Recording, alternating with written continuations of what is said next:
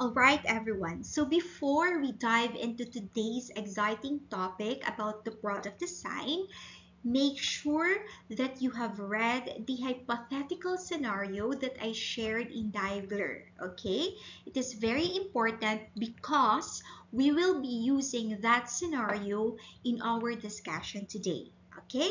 So today we are exploring one of the most crucial parts of operations management.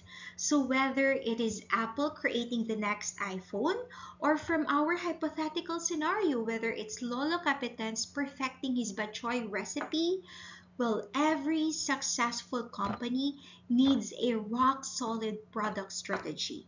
Okay? So we'll discover how to turn customer needs into winning products and services. So let's start. Okay? So kindly focus on the diagram that you see on your screen right now. It is the product life cycle, sales, cost, profit, and loss. Okay? So every product has a lifespan. Just look at the iPhone, right? It launched with huge losses during the introduction, exploded in the growth phase, dominated profits during maturity, and now newer models push older ones into decline. Okay, so the curve that you see on your screen right now, it exactly shows you when companies do invest, when they profit, and when they need to innovate or let go. Okay, so now let us deeper understand the stages of product life cycle. Let us dissect the information about the hypothetical scenario you read earlier about this Bachoy legacy. So it is a tale from La Paz. Okay, so remember how Lolo Capitan started with just a food cart in 1945? That is a classic introduction. Okay, you have the high costs and very few customers. The 1960s brought explosive growth as word spread. Okay, the 1980s were golden maturity years with national recognition and, of course, expansion. But by 2000, health trends and competition pushed Batchoy into decline, right? Forcing innovation with meal kits during COVID. So this perfectly illustrates our product life cycle curve. Okay, so now you can see exactly how Batchoy's journey maps to each stage. Okay, so look at your screen. Introduction was those humble 1945 food cart days with just a few curious locals. Growth exploded in the 60s to 70s when they opened their first restaurant and perfected the recipe. In the 80s and 90s, well, that is the pure maturity magic. So it is where they experienced national fame, multiple branches, even the president was hooked. Okay? But then decline hit hard in the 2000s with health trends and competition forcing them to innovate the meal with meal kits. So this is textbook product life cycle in action class. So now that we understand the life cycle, let us talk about actually defining what goes into a product. So I want you to meet the bill of materials, or commonly called the BOM. Okay? I want you to think of it as Lolo Capitan's detailed recipe. Just like how Bachoy needed exact amount of noodles, broth, pork, and chicharon, every product needs a precise breakdown of components. The, the bill of materials tells you exactly what parts you need, how many, and how they all come together. Okay, so here is a perfect example. Look at Hard Rock Cafe's Hickory Barbecue Bacon Cheeseburger. Okay, so this is exactly what bill of materials looks like in action, or the BOM. So you see how precise it is? One bun, exactly 8 ounces of hamburger patty, 2 slices of cheddar cheese, down to 1 teaspoon of seasoned salt. So just like Lolo Capitan's secret betray recipe, specified exact amounts of each ingredient, every successful product needs this level of detail for consistent quality. Okay, so now let us explore decision trees. This is your roadmap for complex product decisions. So I'd like you to imagine the Capitan family in the 1960s facing crucial choice, whether to expand a restaurant or stay with the cart. So this decision tree would map out every option with real numbers, okay? So look at these 4 key applications here. So first, it is choosing between design alternatives. Like for example, should Bok Choy add new ingredients? Second, it is the cost analysis. It is comparing production expenses versus potential profits. And then third is the risk management. It is what is the probability of success versus failure. And the fourth is the resource allocation. It tells us how much should they invest in expansion versus recipe development. So it is like having a crystal ball for business decisions. Okay, class. So to further understand the usefulness or the importance of using this decision tree for every as your main tool when deciding for 2 options, let us have this example that we see on our screen right now. Okay, let us read this together. Sarah King, president of King Electronics Incorporated, has 2 design options for her new line of high-resolution monitors for CAD workstations. So the production run is for 100,000 units. Design option A has a 0.9 probability of yielding 60 good monitors per 100 and a 0.10 probability of yielding 65 good monitors per 100. This design will cost $1 million. Design option B has a 0.8 probability of yielding 64 good units per 100 and a 0.20 probability of yielding 59 good units per 100. So this design will cost $1,350,000. So good or bad, each monitor will cost $75. So each good monitor will sell for $150. Bad monitors are destroyed and have no salvage value. So we ignore any disposal costs in this problem. Okay, let us answer the following questions based on the problem given. Number 1, we have to identify the given. Number 2, we have to calculate the number of good monitors for each design option. Remember, we have 2 options.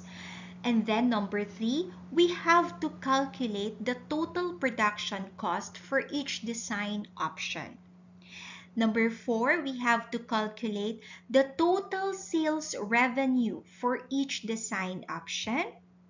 Number 5, we have to calculate the net profit or outcome for each design option.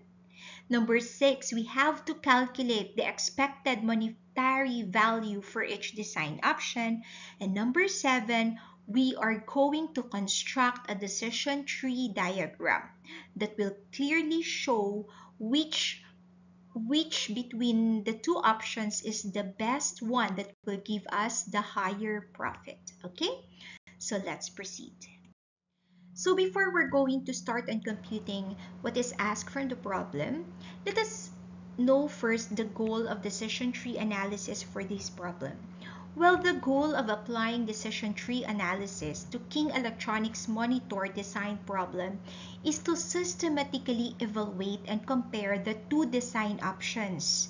So we have option A and B under uncertainty to determine which design alternative will actually maximize the company's expected profitability.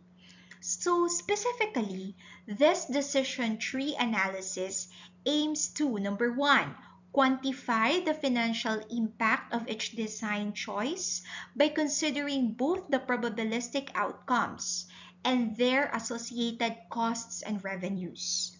Number two, to account for uncertainty in production yields by incorporating the given probabilities for different performance scenarios. Number three, for us to calculate the expected monetary value or the EMV for each design option to provide a single, comparable metric for decision making. Number four, to provide a structured framework that visually represents all the possible outcomes, their probabilities, and financial consequences.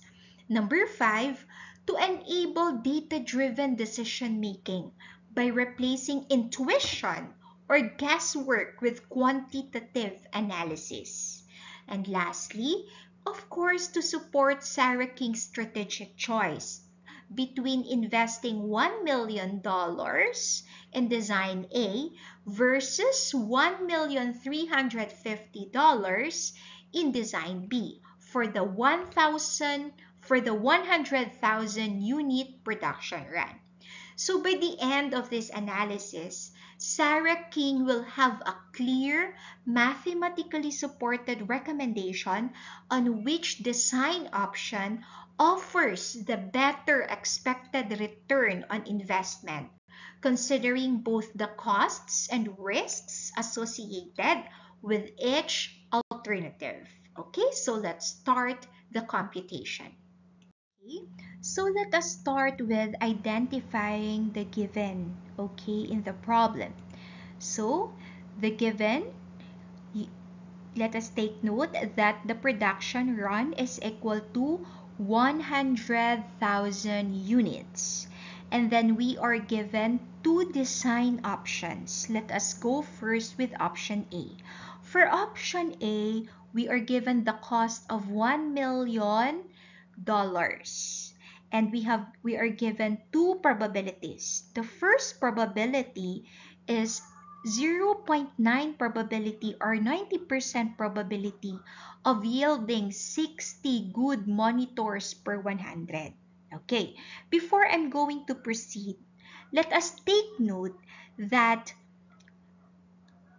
the other term we're using sometimes is the mean yield, okay? Well, this mean yield is just the same with this yielding 60 good monitors per 100. So it refers to the average number of good monitors produced per 100 units of each outcome. So what does it mean? Okay, for example, mean yield of 60. When you say mean yield of 60, well, it means that on average, 60 out of 100 monitors produced are good. Okay? So it is the same with this one. So now let's proceed. 0.10 probability of yielding 65 good monitors per 100. Or the other term for this is we can say mean yield 65. Okay? So now let's proceed with the given for decision option B. So for decision option B, we are given these values. The cost is $1,350,000 and it gives the first probability 80% probability of yielding 64 good monitors per 100, or in other words, this is what we call mean yield 64. And then the next one, it has a 20% probability of yielding 59 good monitors per 100. Or the other term would be mean yield 59. The other given are cost per monitor. It says good or bad. Okay? It has the same cost of $75. The selling price of each good monitor, you have here $150. Take note of good monitor only, okay? Because the bad monitors are destroyed and there is no salvage value. And then take note that disposal costs are ignored in this problem. Okay, so these are the given in our problem. Okay, so now let us proceed with calculating the number of each good units for each design. So take note, how many designs do we have? We have two designs, right? We have design A and design B. So first, let us calculate the number of good units for design A. And take note that for design A, we are given two mean yields, right? We have mean yield 60 and mean yield 65, sorry. So we will start with computing the number of good monitors for mean yield 60, okay? Please focus on my pointer so that you will be able to understand better my explanation. So the mean yield 60, let us start. Number of good monitors is equal to, this is how we're going to compute, 60 monitors divided by 100. Why 100? Because it means that for every batch or production of 100, there is only 60 good monitors. And we will multiply it to 100,000. So question, where is this 100,000 coming from? Okay, go back to your given. This is given. It was stated in the problem that the number of production run is 100,000. So that is why you multiply 60 divided by 100 to 100,000. So you got, for mean yield 60, you have a number of good monitors. The total is 60,000 monitors. Okay? So, let's take note of this 60,000 monitors because we will be using this later for our next problems. Okay, let's proceed now with mean yield 65. Okay, for mean yield 65, we will be using the same formula, class. Number of good monitors is equal to 65 monitors divided by 100 multiplied to 100,000. It gives us the answer of 65,000 monitors. Okay? So as you have observed, I really show you a detailed computation because this is also how you are going to solve problems during our assessments. Okay? So you just have to follow the same format when solving. Now we are done with solving the number of each good units for design A, specifically for mean yield 60 and mean yield 65. Now let us proceed with design B. So for design B, we have two mean yield. We have 64 and 59. So let us start first with calculating the number of good monitors for mean yield 64. So the formula is just the same. 64 monitors divided by 100 multiplied to 100,000. So you get 64,000 monitors. Okay? Now let's proceed to the next mean yield in decision B, mean yield 59. So number of good monitors is equal to 59 monitors divided by 100 multiplied to the production run, which is 100,000.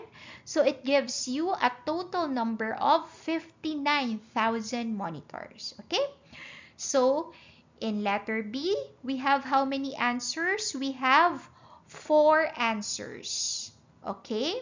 2 answers for design A and 2 answers for design B. So let us get hold of these answers because we will be needing this later on the next problems. Now let's proceed to problem letter C. In problem letter C, we are asked to calculate the total cost for each design. Okay, so we have 2 designs. We have design A and also we have design B. Now, please take note that the formula in calculating the total cost is equal to, this is the formula. Please focus on my pointer. The formula for total cost is production cost plus your design cost. Okay? So as you can see, I have noted here production cost is your variable cost and your design cost is your fixed cost. Okay? So the question is, how are we going to solve for this production cost? Because this production cost is not given. The only given in the problem is the design cost, right? Okay, so let us, okay, so take note that there are 2 steps. Okay, I noted 2 steps for easier way of understanding this problem. In computing total cost, we need first the value of production costs. And of course, the design cost, I have said it's given here. It is $1 million.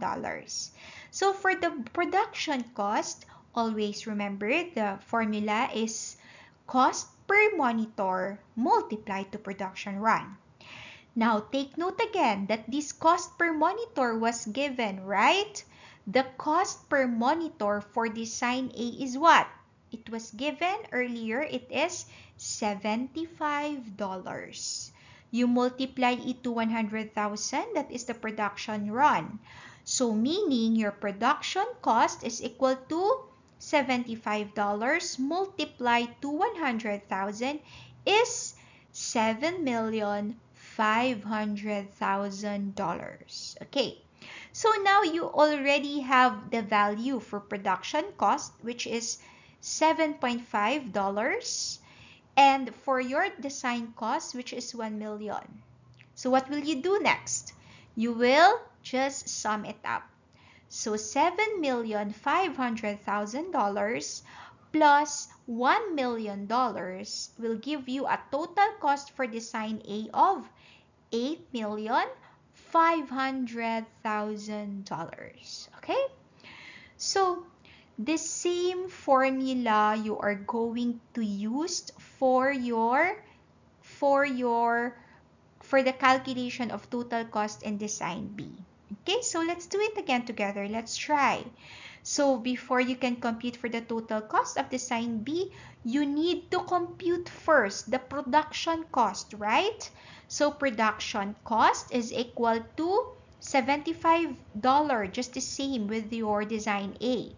Because it says a while ago good or bad, right? The cost per monitor is how much? It was given as $75. Multiply it to 100,000. So you have $7,500,000. So the design cost for design B is $1,350,000. Okay, dollars. So the total cost, since you already have the value for production cost and design cost, is a total of $8,850,000. Okay, so now let us proceed with question letter D, which is to calculate the revenue for each design. Okay, so focus again on my pointer. Now let's start first with calculating the revenue for design A. And take note that in calculating the revenue, we need to calculate both the mean yield for each design. In design A, we will be calculating for the mean yield of 60 as well as for mean yield 65. So let's start first with calculating the revenue of design A specifically for mean yield 60. So the formula always is sales is equal to selling price multiplied to the number of good monitor. Okay, remember, we have already solved this one, right? So you just have to copy the answers that you got a while ago from letter B. So the selling price is given, right? It says that the selling price for good monitor is $150. So you multiply it to 60,000 because we're going to get the sales, okay? So the answer is $9 million. That is the sales for mean yield 60. Now, we have the same formula when calculating for the sales of mean yield 65. So again, what is the formula? Sales is equal to selling price multiplied to number of good monitor. So, in this case, for mean yield 65, your selling price is 150, just the same. Multiply it to 65,000. So where is 65,000 again came from? So it was your answer from letter B. Okay? So the product is 9,750,000. So that is the value of your sales. For design B, we still follow the same formula. Okay?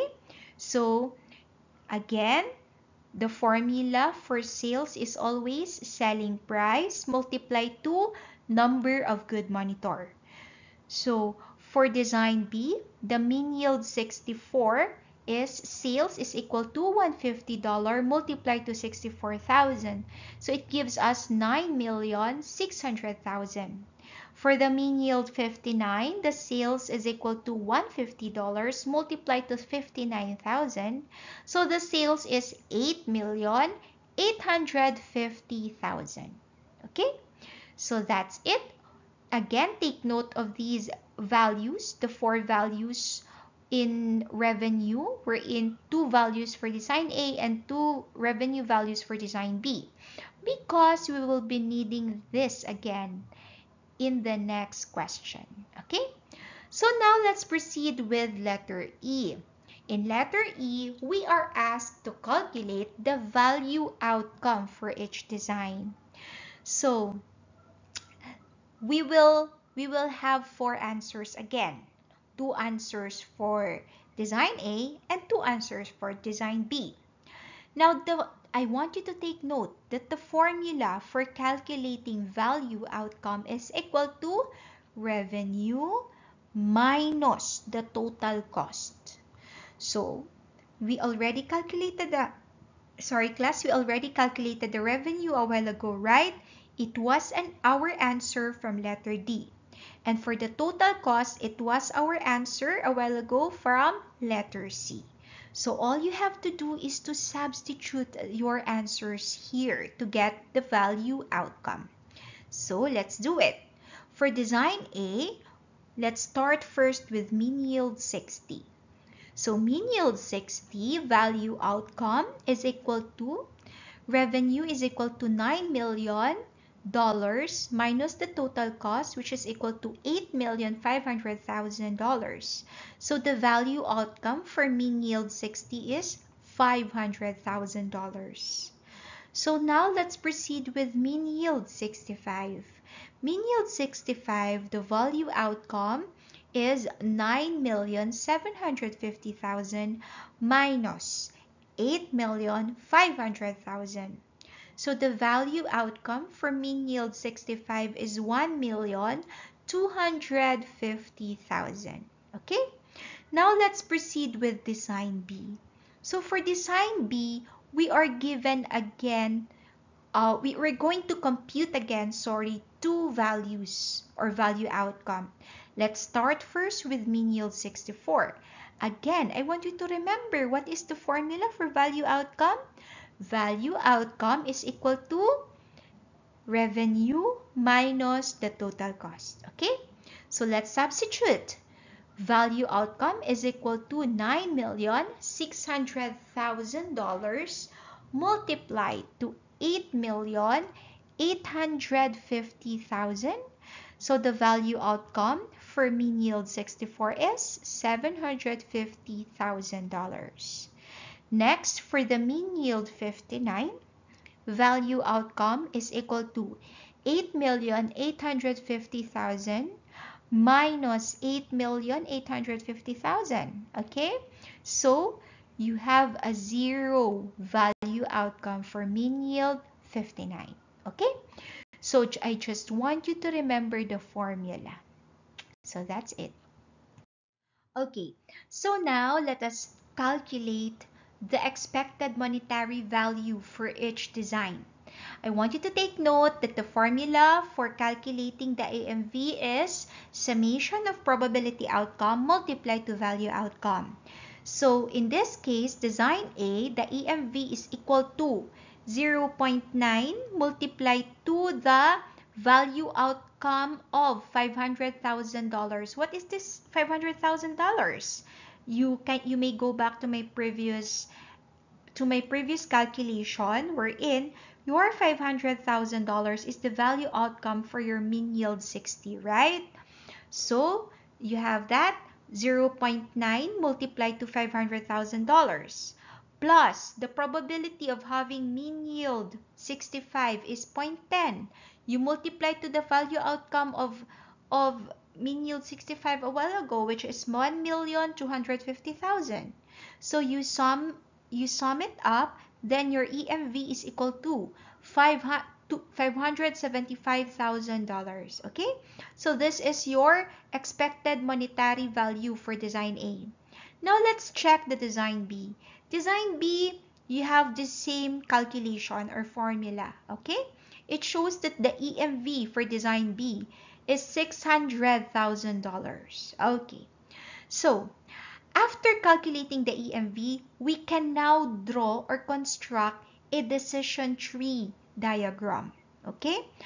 So, when drawing or when constructing a decision tree diagram, I want you to start from left going to your right. Okay? So, how do we do it? From your left, you have to start first by drawing this node. Okay?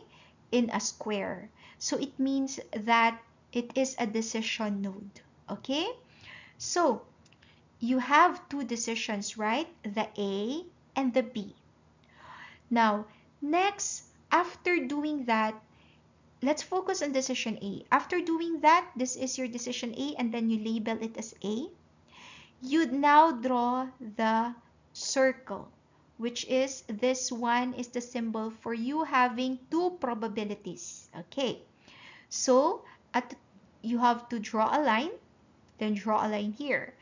And then at the top of each line, you will write the probability, 0.9 and also 0.10, right? And then at the end of that line, you will write the value outcome for each probability. Okay? And then you do the same for decision B. So, as you have seen, class, there is this parallel bar, right? This one, this means that you will drop this option. Why? Because it is smaller, meaning you will not go for this option. Okay? Again, when you place a bar, meaning this option is dropped or you will not pursue this option. So what option are we going to choose or pursue? We will pursue design B because of course it is clear that it has a higher expected monetary value. How much?